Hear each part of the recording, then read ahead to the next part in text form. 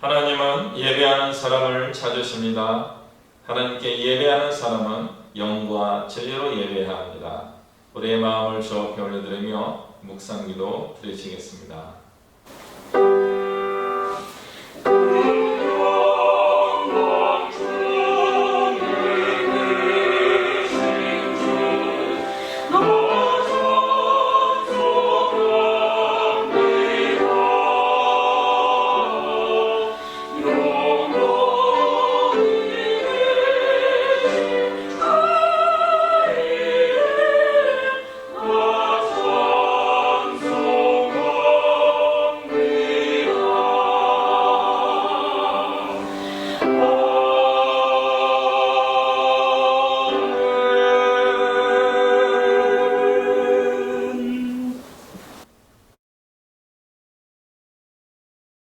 찬송가 327장 우리 찬양 올려드리겠습니다.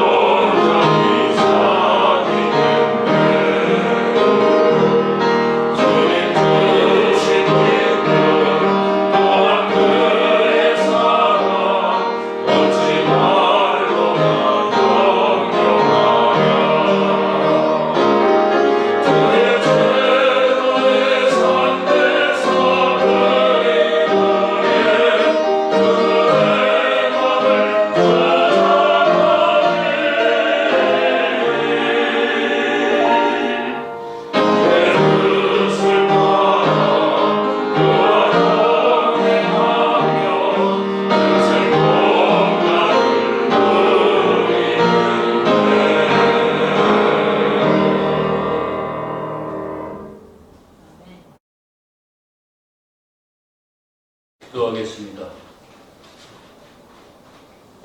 할렐루야. 온 천지 만물을 말씀으로 지으시고 그 귀하신 뜻에 따라 섭리하시는 살아계신 아버지 하느님께 경배와 찬양을 드립니다.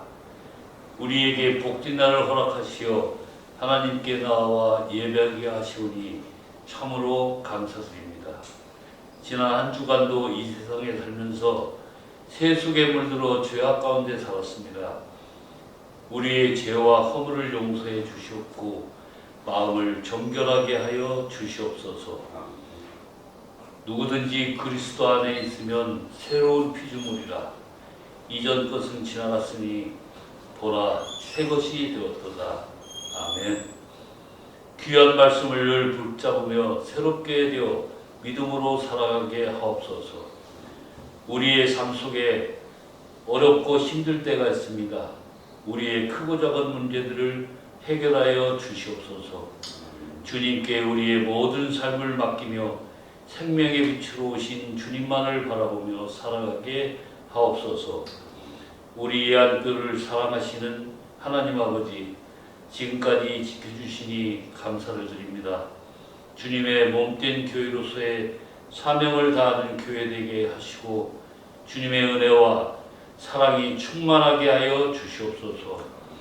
오늘 말씀을 선포하는 주의 종을 기억하시사 크신 은혜와 능력을 허락하셔서 믿음의 역사가 일어나게 도와주시옵소서. 살아가는 주의 성도들이 믿음 안에서 강건하게 하시고 사랑으로 하나 되는 은혜를 주시옵소서. 찬양단의 찬양을 기쁘게 받아주시옵고 교회를 위해 모든 수고를 아끼지 않는 주님의 귀한 청지기들을 축복하여 주시옵소서. 감사하며 예수님의 이름으로 기도드렸습니다. 아멘.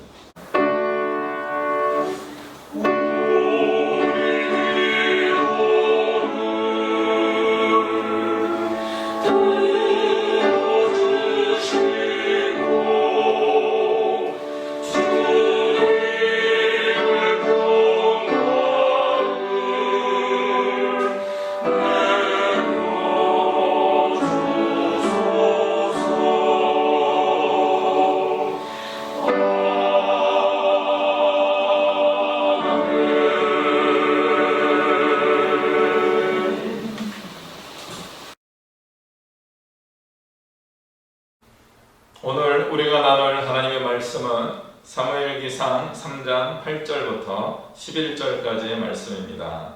제가 받들어 봉독하겠습니다.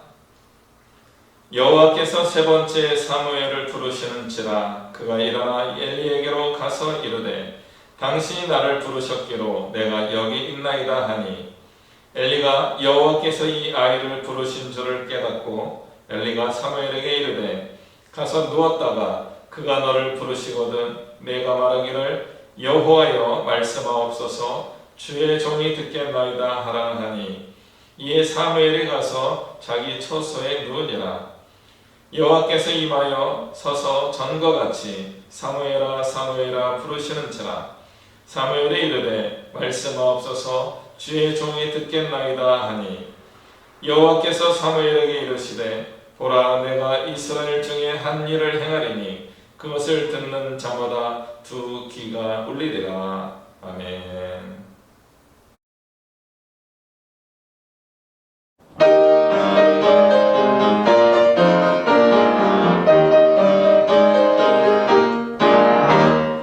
세상 모든 폭발 모든 이유로 약한 마음 역시 때에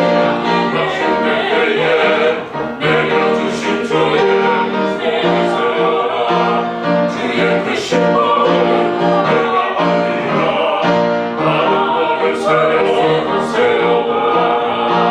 그 신복을 내가 알리라.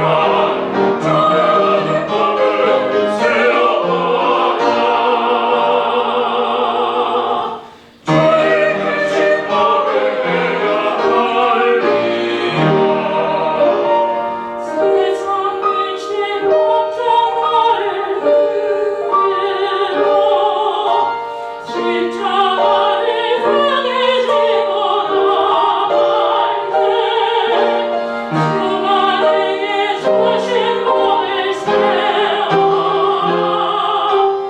두려움없이 항상 찬송하리라.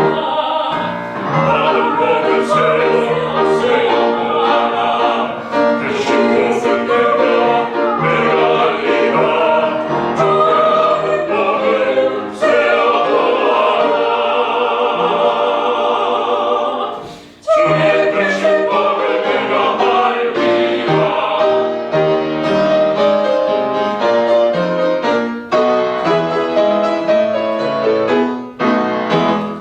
세상 권세 너의 앞을 막을 때 주나 믿고 낙심하지 마시라.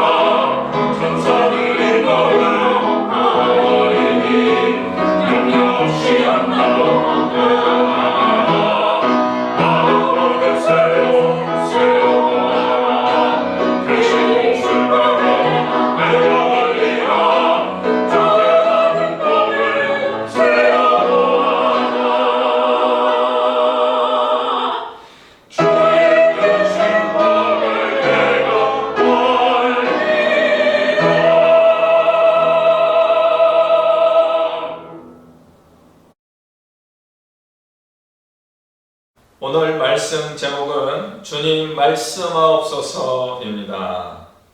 우리가 이런 고백을 잘 해야 되는데 사실은 좀 부담을 갖는 경우도 종종 있습니다.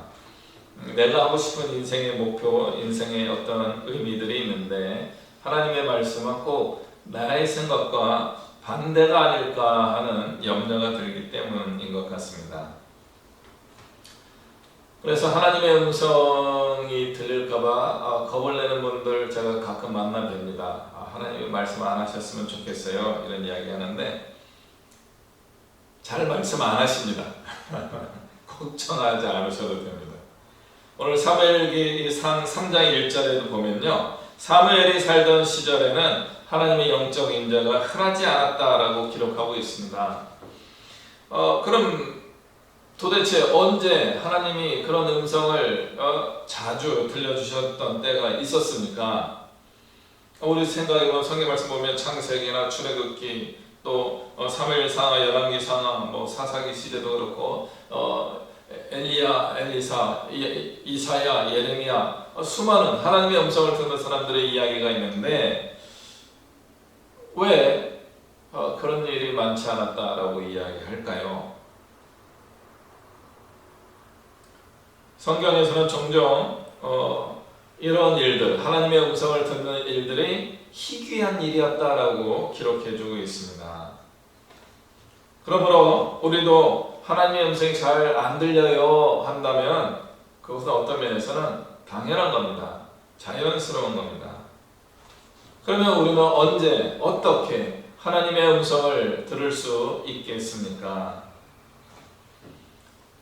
하나님의 음성을 듣기 위하여 우리는 하나님의 침묵에 익숙해져야 합니다.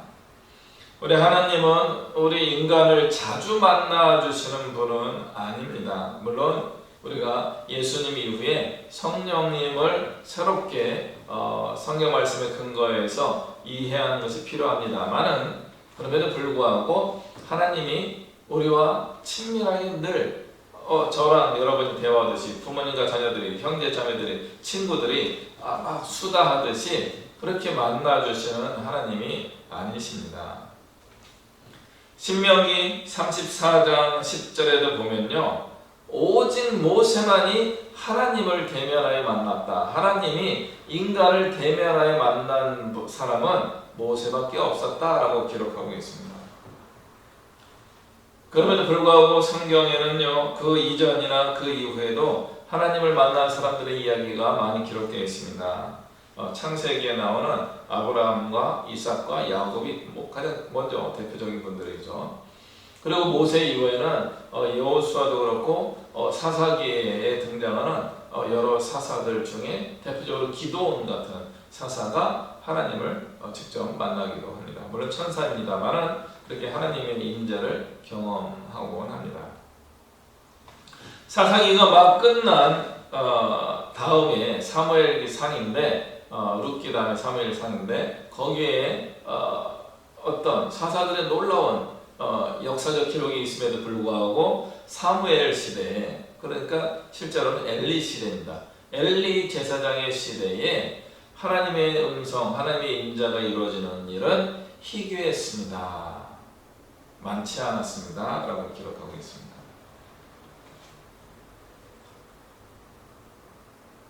왜 그랬을까요? 우리는 하나님을 만난 구약시대에 하나님을 만난 사람들의 상황을 살펴보면 왜 그런지를 알게 됩니다. 하나님을 직접 대면하거나 하나님의 음성을 듣는 사람들의 상황은 무엇인가 하면 개인적인 삶에서 나라와 민족을 위한 삶으로 바꾸어서 인생을 살아야 될 때 하나님이 만나주십니다. 기도원이 대표적이죠. 기도원이 혼자 자기 먹고 살만한 것들을 쿵쿵쿵 찧어서 어떻게 할까? 또 몰래 숨어서 포도주 틀에서 밀을 타작하고 있는 그 사람에게 하나님이 큰 용사여 하고 나타나시는 거죠. 어떻게 된 겁니까? 개인의 그런 소박하고 작은 생존을 위한 삶에서 끌어내시는 겁니다. 그리고 더 큰 일을 위하여 목숨을 걸고 나가는 부르심이 있을 때 하나님의 음성이 들리게 됩니다. 모세도 그런 사람이었고요. 그 다음에 아브라함은 이 모든 하나님의 음성을 듣게 되는 시작의 사람이었습니다. 아브라함의 경우, 아브라함과 이삭과 야곱의 경우는 자기의 개인적인 삶 속에서 하나님을 만나는 것이 분명합니다. 그럼에도 불구하고 성경에서는 그분들의 이야기가 주는 의미를 이스라엘 민족을 세우기 위한 하나님의 과정이었다라고 보여주고 있습니다. 그러므로 하나님의 음성을 듣는다는 것은 개인의 한계를 넘어서서, 개인의 수준을 넘어서서 나라와 민족, 더 크게는 신약시대에 의하면 열방, all nations, 모든 나라와 민족을 품도록 하기 위하여 하나님의 음성이 들릴 가능성이 높다라는 것입니다. 그게 안 들리면 어떤 거예요? 죄송하지만 세계적인 부름을 아직 안 받으신 겁니다. 그냥 일상 속에서 매일매일 나름대로 믿음 안에서 살아가면 되는 것입니다.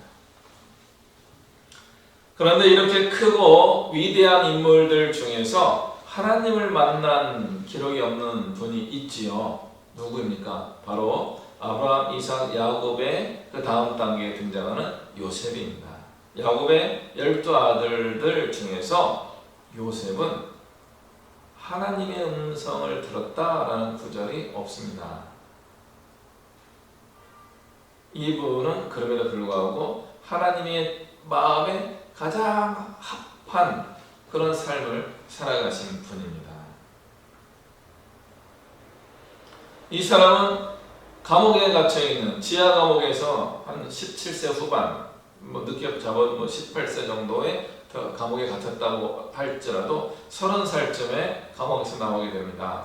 그러니까 최소한 10년에서 12년, 13년 정도를 감옥 생활을 하게 되었는데, 그 감옥 생활하는 동안에 그 마음의 본성과 중심이 변하지 않은 사람입니다. 그런 억울하고 분노할 만한 그런 상황에서도 늘 하나님을 경외하고 이렇게 살아가는 것이 하나님의 뜻에 합한, 부합하다라는 고백을 하며 그렇게 살아갔고, 그렇게 하나님으로부터도 그런 진정한 참된 믿음을 가진 사람으로 인정받은 사람이었습니다. 그럼 과연 요셉은 하나님의 음성을 들은 적이 없었을까요? 아니면 매일매일 들었을까요? 우리는 요셉의 상황을 두 가지로 해석해 볼 수 있습니다. 매일매일 날마다 하나님과 교제하고 하나님의 음성을 들었기 때문에 굳이 특별하게 기록할 필요가 없었다라는 해석을 시도해 볼 수 있습니다. 그러나 이 해석이 가지고 있는 약점은 무엇입니까? 하나님이 내일도 감옥에 갇힐 수 있으니까 그 여자를 조심해 라고 말씀해 주셔야 되지 않나요? 요셉이 보디발의 아내의 어떤 유혹에 빠지는 상황을 미리 말씀해 주셨어야 되는 거죠. 매일매일 대화를 하는 하나님이셨다면. 그렇기 때문에 두 번째 해석이 가능한 겁니다. 요셉은 하나님과의 실질적인 음성적인 대화, 만남을 갖지 않더라도 훌륭한 믿음을 가지고 생활하였던 사람이다 라는 해석입니다. 굳이 그는 특별하게 하나님의 음성을 들을 필요가 없었던 겁니다. 그는 살아가는 자체가 하나님의 말씀에 딱 맞아떨어지는 삶을 살았던 것이지요. 율법이 주어지기 전 400년 전에 이미 요셉은 하나님의 뜻을 파악하고 그 뜻대로 살아갈 수 있었던 사람입니다. 그래서 그것은 성령에 감동하여 하나님의 마음을 알고 하나님이 기뻐하시는 일을 따르며 살았다는 해석을 하게 해줍니다. 그렇기 때문에 그는 하나님이 침묵하셔도 감옥 속에 있는 그 기간에 하나님의 침묵 안에서도 견딜 수 있었던 겁니다. 실제로 그는 견디기가 굉장히 어려웠어요. 그래서 술 맡은 관원장과 떡 맡은 관원장의 꿈을 해석해 주면서 술 맡은 관원장에게 이 감옥을 나가게 될 텐데 나가면 꼭 나를 기억해 주세요 라고 부탁하고 청탁을 할 정도로 그는 굉장히 고통스러운 삶을 살았습니다. 그럼에도 불구하고 그는 하나님을 향한 믿음이 흔들리지 않았던 거죠. 그리고 그 하나님이 그 침묵하시는 그 상황에서도 그는 다른 사람들의 꿈을 해석할 정도로 성령 충만한 사람이었습니다. 우리는 이런 요셉을 한번 마음에 품고 그 다음에 오늘 본문에 나오는 엘리와 사무엘을 살펴보면 좋을 것 같습니다. 사무엘을 키워준 제사장이며 선지자였고 그 당시 사사였던 엘리는 나름대로 하나님의 신령함을 알고 있었습니다. 그러나 어느 날인가부터 그는 하나님의 뜻대로 살지 못하고 있었습니다. 아마 나이가 많아서였던 것 같기도 합니다. 그의 아들들이 사사의 직분을 이어받았지만 그 아들들은 하나님을 제대로 섬기지 않고 악을 행하게 됩니다. 그래서 오늘 하나님이 사무엘을 만나시는 목적이 바로 이것입니다. 엘리와 그 집안이 망하게 될 것이다 하는 것을 말씀하시고 행하시려고.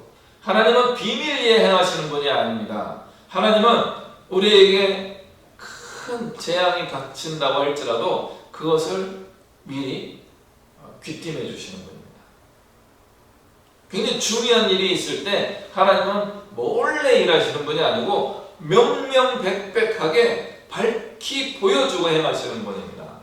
그럼에도 불구하고 그 재앙 가운데 들어가는 엘리와 그 가족들 같은 경우는 어떻게 합니까? 자기들이 망할 걸 뻔히 알면서도 회개하지 않습니다. 특히 엘리가 그렇게 하는 겁니다. 엘리의 자녀들이 하나님의 뜻을 따르지 않고 악을 행하는 사람들이 된 것은 엘리가 자녀 양육에 실패한 것입니까? 부분적으로는 실패한 것이다 라고 해석합니다. 그러나 큰 테두리로 보면요, 엘리의 아들들이 잘못 큰 겁니다. 오늘 성경 말씀을 보게 되면요, 엘리는 사무엘이 하나님을 만날 수 있는 방법을 가르쳐주는 신령한 사람이었습니다.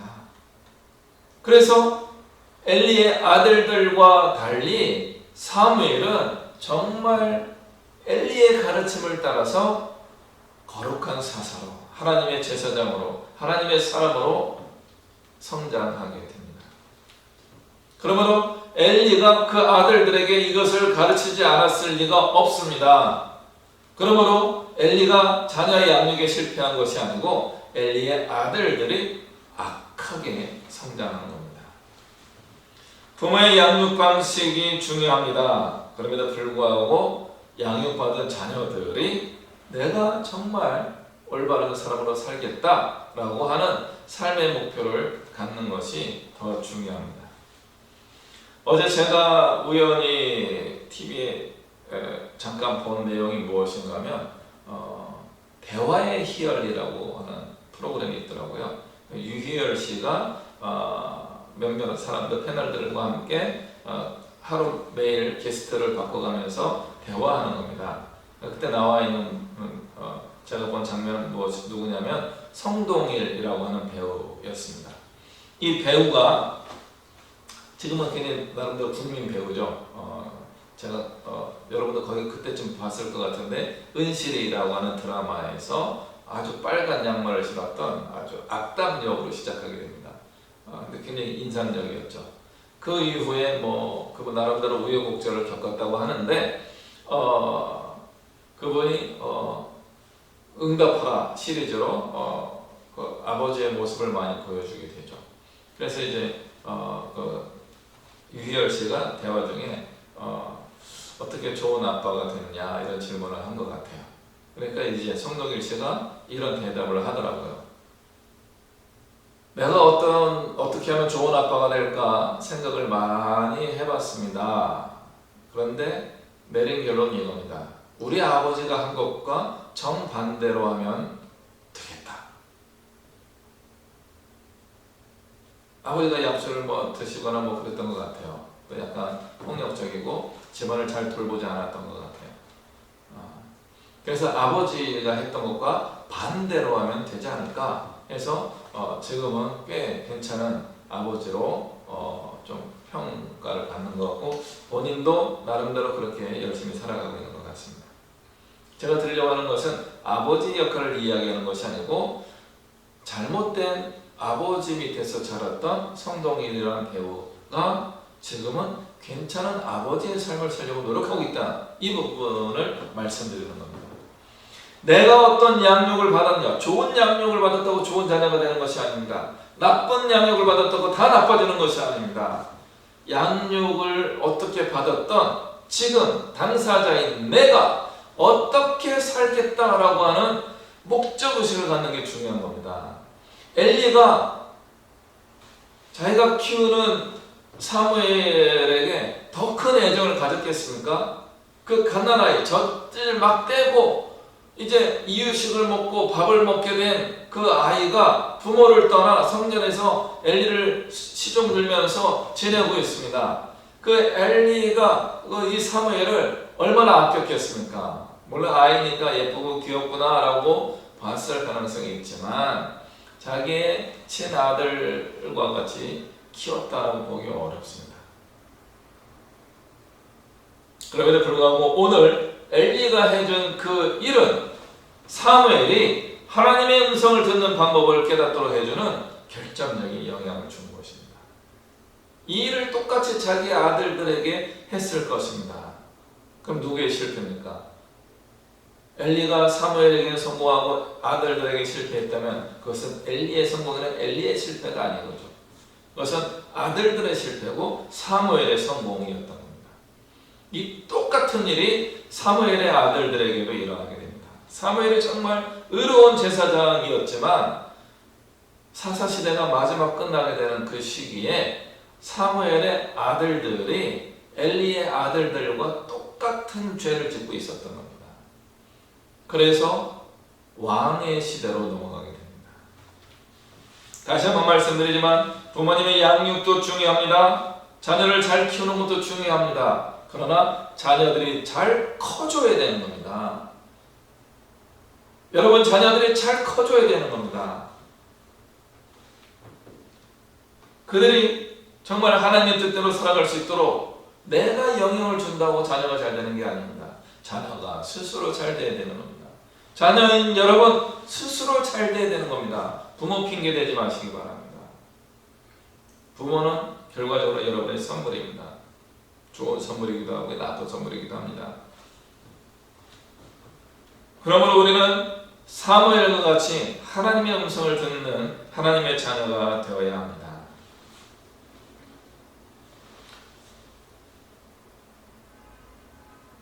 그런 의미에서 엘리와 사무엘은 참된 선지자였다라고 볼 수 있습니다.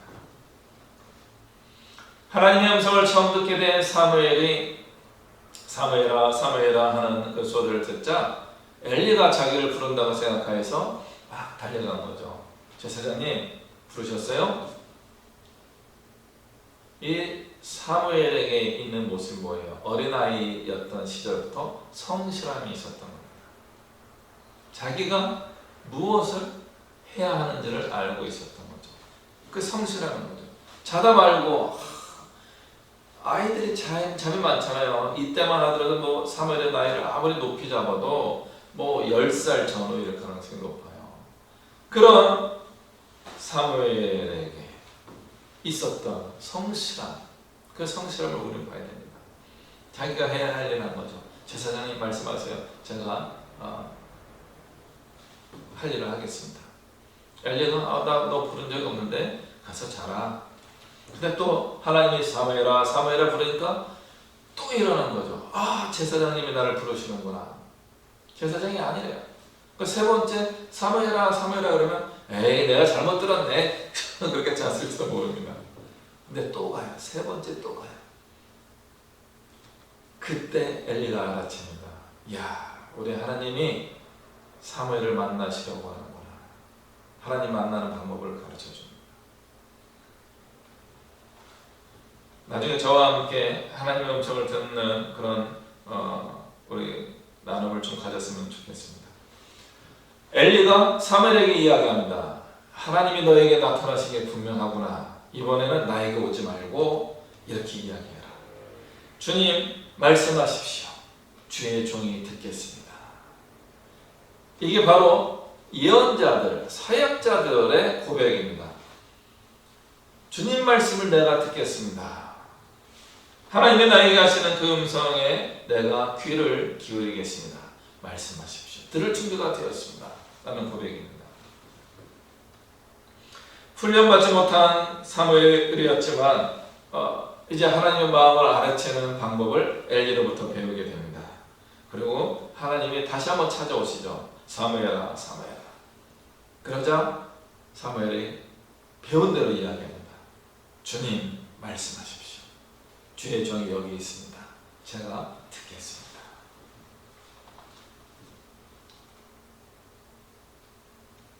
사무엘은 요셉처럼 하나님의 말씀을 잘 깨달아가는 그런 훈련을 아직 덜 받은 상태였습니다. 그렇지만 하나님은 지금 급한 계획이 있기 때문에 훈련이 안 된 사무엘을 찾아오셔서 말씀하십니다. 그리고 실제적인 음성을 사무엘에게 들려주십니다. 다시 한번 말씀드리지만 이런 음성은 언제 들립니까? 국가적인 큰 일이 이루어질 때입니다. 엘리 집안이 망하게 됐다는 것은 그냥 한 집안이 몰락했다 그 정도 수준이 아닙니다. 이스라엘 전체의 위기입니다. 나중에 보시면 알겠지만 블레셋과의 전쟁에서 하나님의 법궤를 빼앗기게 됩니다. 그리고 엘리 제사장이 너무 놀라서 이렇게 길에다가 의자가 무너지면서 목뼈를 다쳐서 돌아가시게 됩니다. 이제 이스라엘에게는 사사가 하나도 남아있지 않는 그런 시기가 된 거죠. 그때 젊은 어린 사무엘이 이스라엘 민족을 이끌어가야 되는 상황이 발생하게 된 겁니다. 사람들이 사무엘에게 귀를 기울일 수밖에 없는 거죠. 그리고 사무엘이 그들을 인도해야 되기 때문에 하나님의 음성을 계속 들어야 됩니다. 하나님의 음성이 들릴 때는 언제라고요? 국가적인 큰 일을 해야 할 때입니다. 그러므로 우리는 이런 하나님의 음성이 안 들리는 게 어떤 면에서 맞습니다. 그리고 하나님의 음성이 들리면 어떻게 됩니까? 그런 큰 일에 우리가 참여하면 됩니다. 오늘 말씀을 왔다 갔다 하긴 하지만 한 번 더 강조합니다. 사무엘에게 하나님이 임재하실 때 중요한 역할을 한 사람은 100번, 1000번 이야기해도 엘리 제사장의 역할이 컸습니다. 하나님이 어떻게든 사무엘과 대화를 이어가셨을 것입니다. 그럼에도 불구하고 엘리가 세 번째 그런 일이 있는 걸 보고 하나님의 음성이구나 라고 하면서 하나님을 만날 기회를 방법을 잘 가르쳐 주게 됩니다. 그것은 다른 의미로 엘리에게는 기회였어요. 왜 나에게 들리지 않는 하나님의 음성이 사무엘에게 들릴까? 고민했어야 되는 겁니다. 말씀 후반부에 이런 장면이 나와요. 사무엘에게 어제 하나님이 너에게 하신 말씀이 있지? 나한테 빼놓지 않고 이야기해야 돼. 아니면 저주를 받을 거야. 그래서 사무엘이 들은 그대로 말씀을 전합니다. 엘리 제사장님과 그 아들들에게 불행한 일이 일어날 겁니다. 이스라엘이 큰 위기에 빠질 겁니다. 그럼 이때 어떻게 해야 돼요? 엘리는 회개해야 합니다. 회개했어야 합니다. 근데 이분이 놀라운 믿음의 고백을 해요.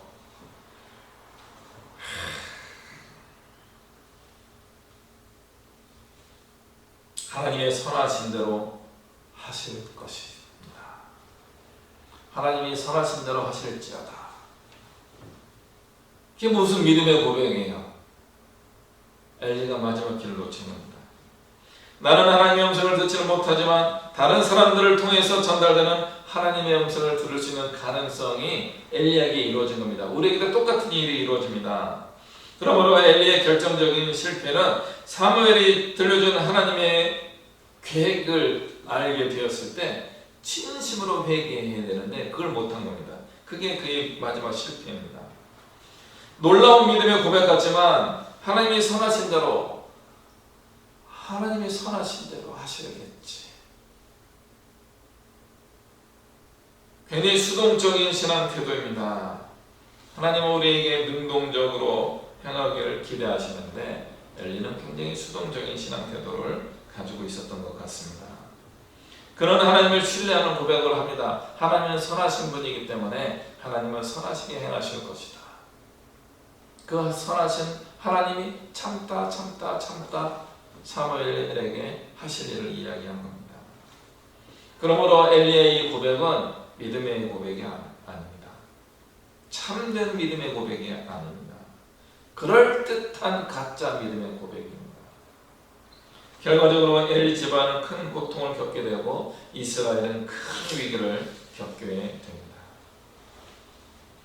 하나님의 말씀은 그냥 이야기로 선포되는 것이 아니고 꼭 이루어집니다. 안 이루어질 때는 언제예요? 회개할 때 안 이루어집니다. 하나님의 말씀은 행동하는 것입니다. 데살로니가전서 2장 13절에 바울이 이렇게 이야기하죠. 너희가 내가 전한 말을 사람의 말이 아니라 하나님의 말씀으로 받는구나 라고 이야기합니다. 바울이 전한 이야기 사람의 말이 아니라 하나님의 말씀을 받는다. 이런 무슨 뜻입니까? 거기에 어떤 게 담겨 있어요? 순종이라는 키워드가 들어있는 겁니다. 하나님의 말씀이 이루어지기 위해서는 우리 인간들은 하나님의 음성에 대하여 어떻게 반응해야 됩니까? 순종 혹은 충성해야 하는 겁니다. 하나님 말씀을 내가 이루는 겁니다. 행동하는 겁니다. 능동적입니다. 저도 굉장히 수동적인 사람입니다만은 여러분에게 굉장히 중요한 하나님의 말씀의 원리를 전달합니다. 하나님의 말씀은 수동적이지 않습니다. 나는 가만히 있는데 하나님이 억지로 일하시지 않습니다. 하나님은 내가 일하기를 원하십니다. 하나님은 여러분이 일하기를 원하십니다. 시편 119편 105절 주의 말씀은 내 발의 등이요 내 길에 빛입니다 라는 말씀, 굉장히 위대한 훌륭한 말씀입니다. 이 말씀을 읽는 분들 다 그런 건 아니겠지만 제가 만나는 또 제가 전한 이 설교를 듣는 분들이 대부분 이걸 말씀으로 이야기로만 바꿔 넘어갑니다. 근데 여기 키워드는 뭐예요? 내 발에 등이 있다는 건 뭐예요? 발을 움직여야 된다 그런 뜻입니다. 내 길을 비추는 빛입니다 라고 하는 뜻은 뭐예요? 그 길을 가야 한다는 것입니다. 어떤 길을 가야 됩니까? 빛이 비추이는 길을 가야 되는 겁니다. 출애굽을 상상하시면 됩니다. 구름 기둥과 불 기둥이 있는 그 곳을 따라가야 되는 겁니다. 내가 가고 싶은 곳에 불기둥이 없으면 어두워지는 거예요. 그럼 우리는 어디로 가야 돼요? 불기둥을 따라가야 되는 겁니다. 내가 가고 싶은 곳을 비춰주십시오라고 하는 기도는 조심해야 됩니다. 오히려 주님이 보여주시는 그 길로 가야 합니다. 우리는 자주 주님의 신비를 경험하면 어떤 일을 하는지 아십니까? 그곳에 텐트를 치려고 하는 거죠. 변화산에서 예수님이 엘리야와 모세를 만나는 장면을 보고 베드로와 다른 두 제자가 너무 놀라고 무섭고 어썸갓을 느낀, 경외심도 느낀 거죠. 그러니까 막 정신없어가지고 우리가 여기에 초막 셋을 텐트를 세게 만들겠사오니 하나는 주님을 위하여, 하나는 모세를 위하여, 하나는 엘리야를 위하여 하겠습니다 라고 이야기합니다. 그때 구름과 같은 것들이 그들을 감싸면서 하늘에서 들리는 음성이 뭡니까? 이는 내 사랑하는 아들이니 너희는 저의 말을 들으라. 그 말을 듣고 순종하며 살아가라. 그런 뜻입니다. 모세와 엘리야를 만난 예수님은 그 변화산에서 내려와서 어떻게 하십니까? 주님의 길을 가십니다. 그 길은 어디입니까? 비아 돌로로스 아닙니다. 십자가의 길을 가십니다. 하나님의 뜻을 이루기 위하여 순종하며 나갑니다. 내 뜻대로 하지 마시고 아버지의 뜻대로 되기를 원합니다 라고 고백하는 예수님의 모습을 우리는 기억하고, 우리도 우리에게 말씀하시는 주의 음성을 따라서 나의 길을 비추어 주시는 그 말씀의 빛을 따라서 그 길을 따라가야 하는 겁니다. 우리는 이것을 기억해야 됩니다. 요한복음 1장에 기록된 말씀이 육신이 되었다라는 이 가르침은 매우 의미심장합니다. 우리 기독교 신앙을 한마디로 표현한 것입니다. 그 말씀이 그 시대 가운데도 계셨고 지금도 우리와 함께 계시며 역사하십니다. 이것은 창세기에 나오는 하나님의 창조를 새롭게 표현하는 것입니다. 하나님이 말씀하시니까 인간의 말과 달리 어떻게 됩니까? 이루어집니다. 구현됩니다.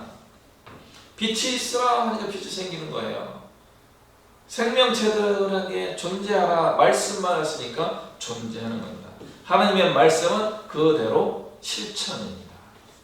하나님의 음성이 우리에게 들리면 어떻게 됩니까? 우리도 실천해야 합니다. 예수님을 믿는 우리는 순종을 통하여 이런 실천을 함으로 하나님을 따르는 삶을 살아야 합니다. 영적으로 매일 주님의 음성을 들을 수 있습니다. 그러나 그것보다 더 좋은 것은 성경 말씀을 통으로 읽고 기억하는 중에 매일매일 나의 내면에서 생각이 떠오르게 하시는 그 하나님의 음성을 경험하는 것입니다. 그리고 그때 발견한 그 하나님의 뜻을 그날 실천해 보는 겁니다. 사무엘처럼 주님의 음성 듣기를 원하십니까? 그렇다면 사무엘처럼 살아가야 합니다. 매일매일 겸손한 믿음의 사람으로 살아가고 싶으십니까? 성경 말씀을 제대로 읽고 그것을 묵상하는 훈련을 하십시오. 그렇게 하면 매일매일 주님의 뜻을 알게 되고 그 뜻대로 살아갈 수 있게 됩니다. 날마다 꿈과 환상으로만 하나님의 음성을 듣는다면 그것은 굉장히 이상한 것입니다. 하나님이 주시는 최선의 방법이 아닙니다. 실제로는 우리는 요셉처럼 살아가면 됩니다. 하나님이 우리에게 말씀하지 않더라도 우리는 하나님의 말씀대로 살아가는 것입니다. 지금 우리는 요셉보다 훨씬 좋은 환경을 가지고 있습니다. 성경 말씀이 있고요. 풍부한 세상 지식도 가지고 있습니다. 이제 우리에게 가장 필요한 것이 있는데 바로 요셉처럼 말씀대로 살겠습니다 하는 순종의 믿음입니다. 나의 마음이 원하는 것을 따라 살아가는 것이 아니라 하나님이 원하시는 그 뜻대로 살아가겠다는 결심을 지금 하십시오. 그리고 그런 나에게 주시는 하나님의 음성을 발견하고 순종하십시오. 그러면 됩니다. 기도하겠습니다. 주님, 우리에게 말씀하여 주옵소서. 주의 종이 듣겠나이다. 우리가 주님의 말씀을 따라 순종하며 살겠습니다. 주의 뜻을 이루어 주옵소서. 예수님의 이름으로 기도합니다. 아멘.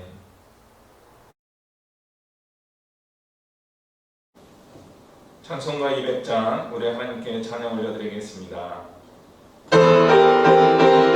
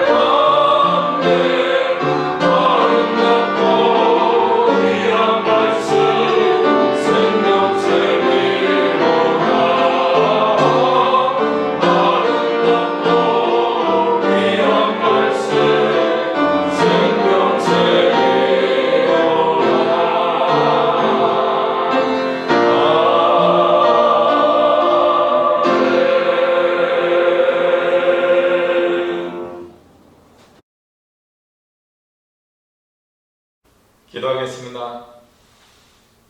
이 시간도 늘 우리와 함께 하시는 우리 주 예수 그리스도의 은혜와 살아계신 하나님 아버지의 영원하신 사랑과 성령 하나님의 교통하시는 은혜와 역사하심이 주님 말씀하옵소서. 주의 종이 듣겠나이다.